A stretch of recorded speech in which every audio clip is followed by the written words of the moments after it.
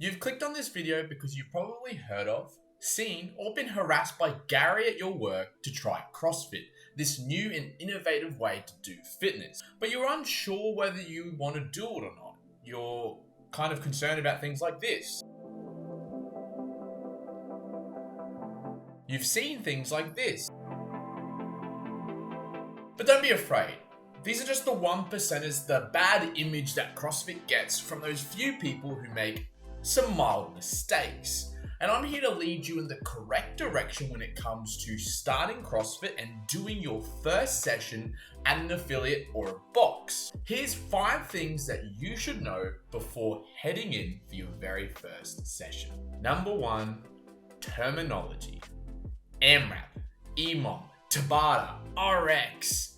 These are the kind of things that you're going to hear thrown around when you get to your first CrossFit class. So having a leg up on the competition and understanding what these kind of things actually mean will definitely enhance your ability to understand what is going on in the class itself. Now, I'm going to quickly run through these things as fast as possible, but if you want a more defined version of every single one of these terminologies to have on hand for when you go in for your first class, it'll be on my website in the link in the description. AMRAP stands for as many rounds or reps as possible, normally combined with a time limit of around 15 or 20 minutes. EMOM stands for every minute on the minute, but it's not just singled out to one specific minute. You could go every minute, every 2 minutes, every 3 minutes, and so on and so forth. Tabata is genuinely 20 seconds on, 10 seconds off for 8 rounds. 20 seconds of intense work, 10 seconds of rest, do it 8 times, and there may be a few different movements or just one movement that you will perform.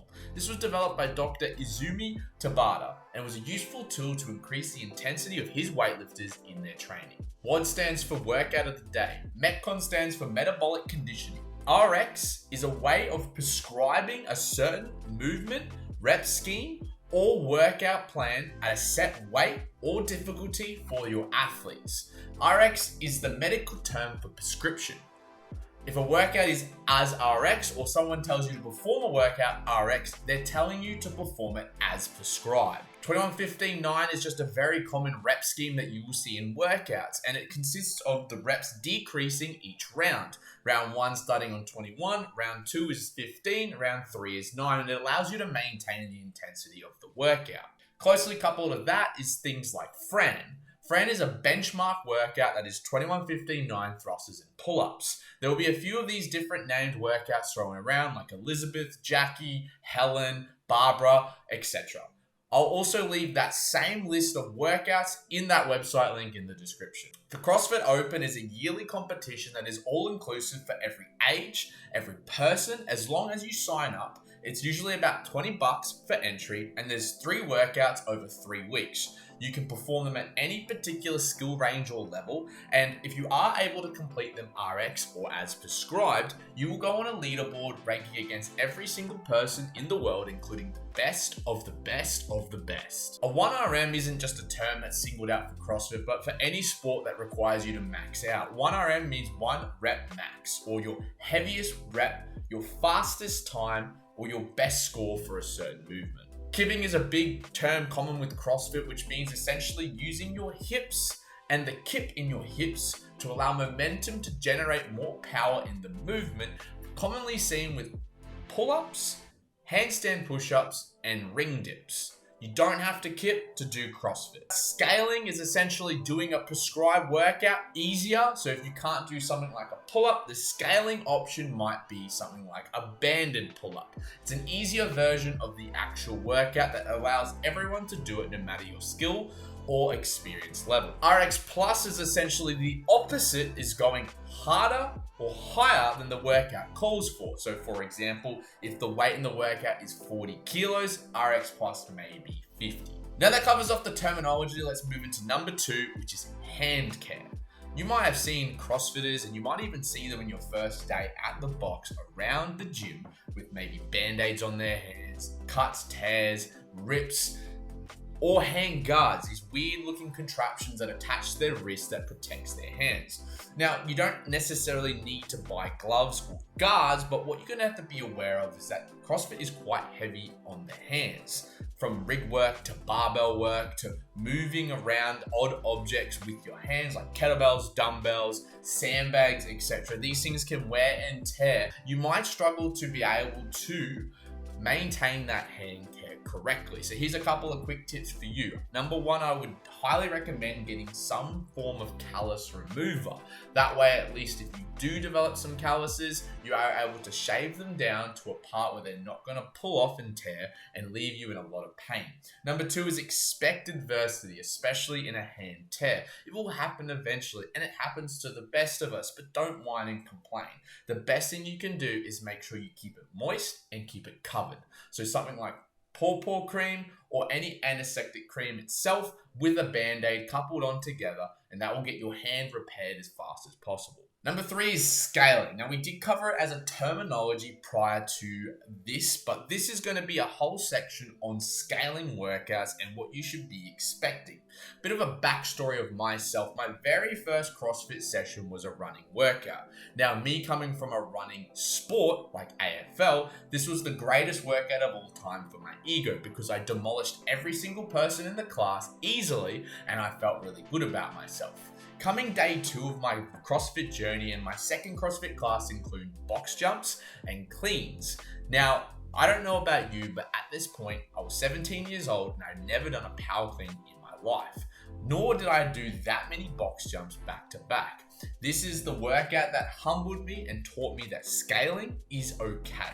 Scaling is a way to allow you as a newbie or someone who's untrained to be able to perform a workout that's going to give you the correct stimulus. It's not about old Gary over there or Deborah over to the side. Doesn't matter what they're doing, what kind of weights they're lifting, what level of movement they're doing. That is specific to them.